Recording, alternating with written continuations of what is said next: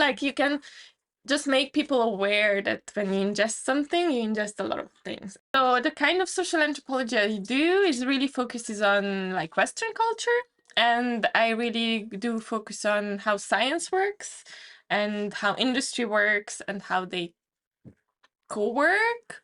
And also I do a lot of like what we would call here co-creation between human and non-human beings of the world. I wrote my PhD about how plants become medicinal. So the way what happens in different ways. Like I looked at industry and I looked like small witchy practices.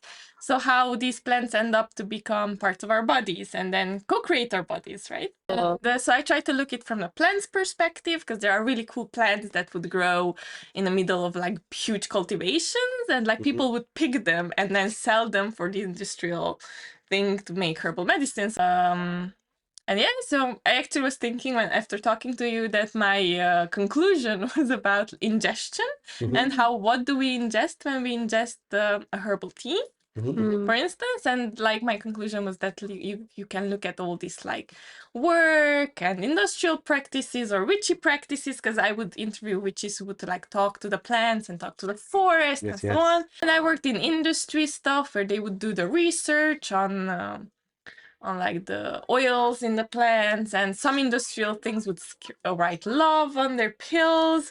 So there were some witchy practices there as well, but some of them were like very work-like practices that got a bit like icky. So you had like all this stuff going on, and I was like just trying to sort through the data. Like you can just make people aware that when you ingest something, you ingest a lot of things. And then I also included a little spell I learned during my fieldwork, which was about like being grateful for what you eat and thanking it. And that would like, I mean, the idea was that that would clear out all the negative stuff from what you ingest.